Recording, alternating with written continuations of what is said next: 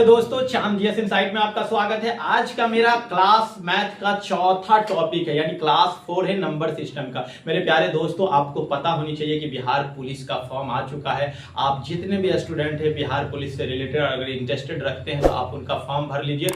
और बिहार पुलिस से रिलेटेड जितने भी सब्जेक्ट के क्वेश्चन आएंगे मैं आपको अपने चैनल के माध्यम से ईजी वे में बताऊंगा, क्योंकि मेरी टीम इसके पीछे पूरी काम कर रही है। आपको कोई पैसा नहीं लगेगा। अगर आप मेरे चैनल पर पहली बार जुड़े हैं तो सबसे पहले मेरे चैनल को लाइक करें, सब्सक्राइब करें और दोस्तों के भी ज्यादा से ज्यादा शेयर करें। जितने प्रश्न नंबर सिस्टम से बनेंगे इजी कॉन्सेप्ट में बताऊंगा कि आप 30 सेकंड 10 सेकंड में आप क्वेश्चन को आसानी से सॉल्व करेंगे। देखिए, मैं नंबर सिस्टम का पूरा डेप्थ देने वाला हूं और एकदम डीपली नॉलेज देने वाला हूं, जो मुझे उम्मीद है कि आप मेरे चैनल से जुड़ जाएंगे तो आपको नंबर सिस्टम से कभी प्रॉब्लम नहीं होने वाला। मेरे प्यारे दोस्तों, आ गया है बिहार पुलिस, यानी बिहार पुलिस का फॉर्म आ चुका है। इनके बाद बिहार एसआई भी आने वाला है, बीपीएससी में भी आपको मदद करेगा। और जो स्टूडेंट अगर एसएससी सीजीएल भरे हुए हैं उनको भी इसमें हेल्प करने वाला है। तो इतने सारे कॉम्पिटिटिव में मैं आपकी मदद करने वाला हूं। देखिए, मैं पहला चैप्टर चूज किया हूं नंबर सिस्टम यानी संख्या पद्धति।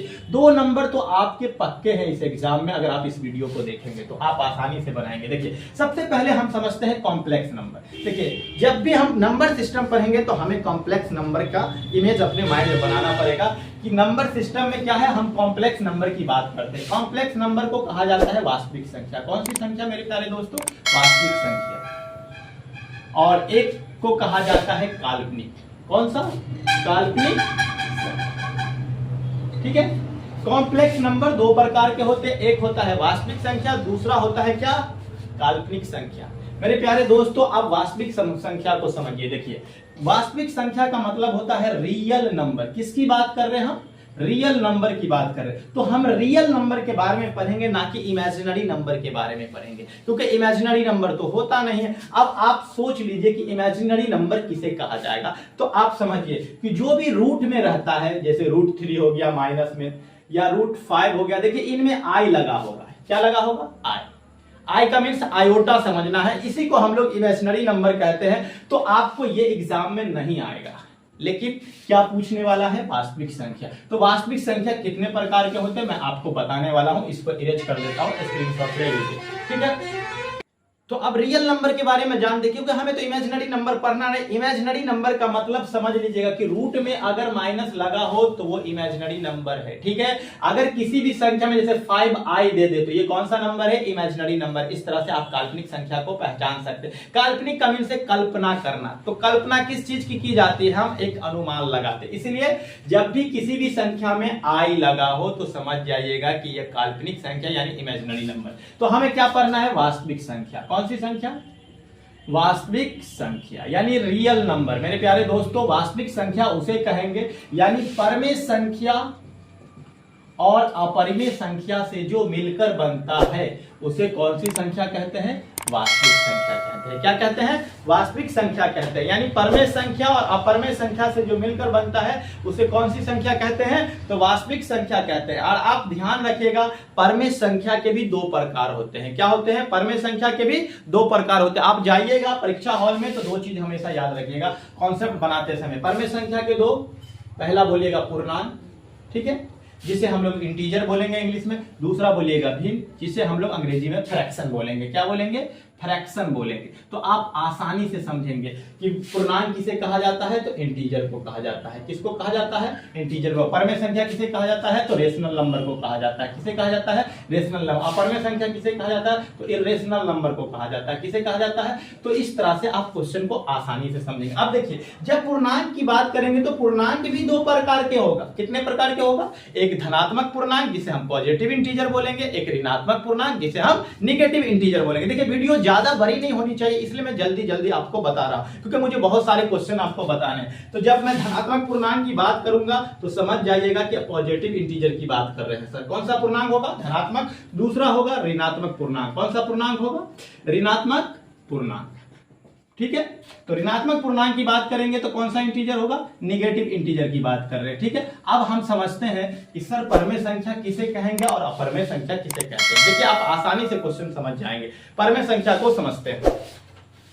इरेज कर चलिए अब धनात्मक पूर्णांक की जब बात करेंगे मेरे प्यारे दोस्तों, तो इसमें एक चीज और याद रखना कि धनात्मक पूर्णांक की बात करेंगे तो आप समझ जाइएगा इसमें पूर्ण संख्या भी हो सकती है। अभी मैं सबकी बात करूंगा कि पूर्णांक किसे कहा जाता है, प्राकृतिक किसे कहा जाता है। चलिए तो सबसे पहले धनात्मक अगर करेंगे तो हम अभाज्य संख्या इसी के अंदर पढ़ेंगे। अभाज्य का मतलब है रूट संख्या। देखिए प्रश्न में आपको वर्ड चेंज कर करके बताया जाएगा। पहले पूछेगा अभाज्य संख्या निकालिए, जिसको अंग्रेजी में कहा जाता है प्राइम नंबर। क्या कहा जाता है? प्राइम नंबर कहा जाता है, ठीक है। और इसमें एक और पढ़ना है हमें, जिसे यौगिक संख्या कहा जाता है। तो आप आसानी से समझ जाएंगे कि यौगिक संख्या निकालना है तो हमें क्या करना है, प्राइम संख्या और क्या बोलते हैं अभाज्य संख्या निकालना है तो हमें क्या करना है। अब मैं बता रहा था कि परमेय संख्या और अपरमेय संख्या कैसे समझेंगे। देखिए जब भी परमेय संख्या की बात करेंगे आपको डिफिनेशन रटना नहीं है, बस सिर्फ समझ लीजिए, जो क्वेश्चन बनाते समय आपको याद रखना। परमेय संख्या का मीन्स है कि जिस संख्या को हम किसके रूप में लिख सकते हैं, P बट्टा Q के रूप में लिख सकते हैं। किसके रूप में लिख सकते हैं? P बट्टा Q के रूप में लिख सकते हैं, उसे परमेय संख्या कहा जा सकता है। लेकिन जहां याद रखना दोस्तों, Q बराबर नॉट जीरो, Q बराबर नॉट जीरो होनी चाहिए। लेकिन अपरमेय संख्या की बात करेंगे, किसकी बात करेंगे?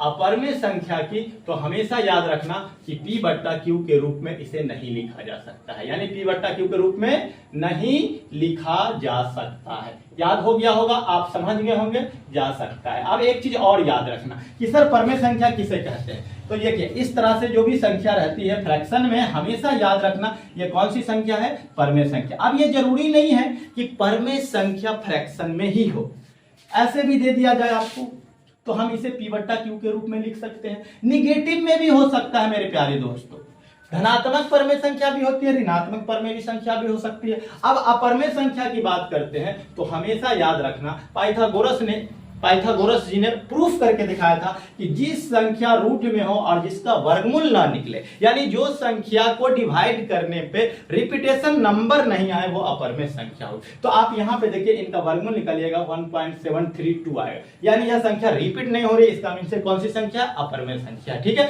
और परमेय संख्या अपरमेय संख्या को जोड़ते भी तो भी अपरमेय संख्या आती है। अब आपसे प्रश्न पूछेगा पाई कौन सी संख्या, तो मेरे दोस्तों याद रखना पाई अपरमेय संख्या है। कौन सी संख्या है? पाई अपरमेय संख्या। लेकिन पाई का वैल्यू अगर 22/7 पूछ दिया जाए तो हमेशा याद रखिएगा यह कौन सी संख्या है? परमेय। 22/7 परमेय, लेकिन पाई का मान अपरमेय। लेकिन पाई का मान अगर 3.14 हो तो याद रखिएगा अपरमेय संख्या है। तो जब भी किसी संख्या का अगर वर्गमूल निकल जाए, जैसे 64 का वर्गमूल कितना होता है? 8, तो रूट में है लेकिन इसका वर्गमूल निकल जाए तो ये परमेय संख्या यानी रेशनल नंबर। अगर किसी संख्या का वर्गमूल नहीं निकले तो समझ जाइएगा कि यह अपरमेय संख्या। तो मुझे उम्मीद है कि परमेय संख्या और अपरमेय संख्या से आपको क्वेश्चन आसानी से समझ में आ गया होंगे।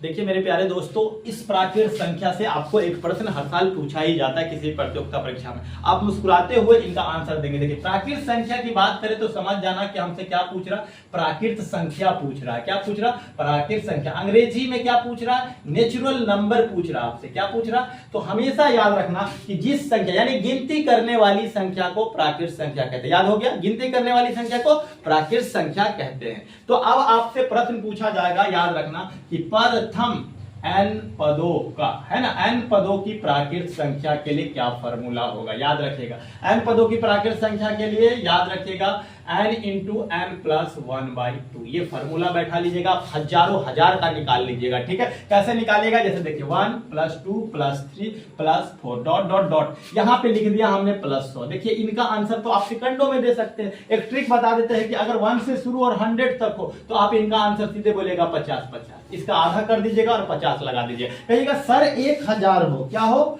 1000 हो, 1 + 2 + 3 + 4 हो और उसके बाद क्या दिया हो? 1000 हो, तो आप बोलिएगा 500 इसके आंसर है। क्या है? 500 इसके आंसर है। तो आप सेकंडों में इस तरह के क्वेश्चन बना सकते हैं। लेकिन अगर क्वेश्चन में ऐसे दे दिया जाए 1 + 3 उसके बाद पूछा जाए 45, तब क्या कीजिएगा? तब आपको कुछ नहीं करना, इस फॉर्मूले का थोड़ा सा इस्तेमाल करिए। n का वैल्यू क्या रख लीजिएगा? 45 रख लीजिएगा। 45 में 1 जोड़ेंगे मेरे प्यारे दोस्तों तो 46 हो जाएगा और 2 से डिवाइड कर दीजिएगा। 2 से काटेंगे तो कितनी बार में कटेगा? 23। कितनी बार में कटेगा? 23 बार में। अगर आप मल्टीप्लाई कर दीजिएगा तो आपके आंसर आ जाएंगे, इसको इससे मल्टीप्लाई करने पर 1035 आ जाएंगे। तो मुझे उम्मीद है कि प्राकृत संख्या से रिलेटेड अगर आपको क्वेश्चन पूछा जाएगा तो आप सेकंडों में बता देंगे। अगर आपको इस तरह का नेक्स्ट वीडियो चाहिए तो हमें कमेंट सेक्शन में में जरूर बताएं, क्योंकि जितने भी एग्जाम नंबर सिस्टम से इंपोर्टेंट क्वेश्चन बनेंगे मैंने सबको एनालिसिस किया है कि इस बार कौन से प्रश्न किसी प्रतियोगिता की परीक्षा के लिए आने वाले, मैं सबको आपको क्लास 4, 5, 6, 7 जितने बनेंगे मैं आपको देने वाला हूं। अगर वीडियो अच्छी लगे इस वीडियो को लाइक करें, हमारे चैनल को सब्सक्राइब कर बेल आइकन और मेरे चैनल के माध्यम से आप लोग जुड़े। Thanks for watching this video.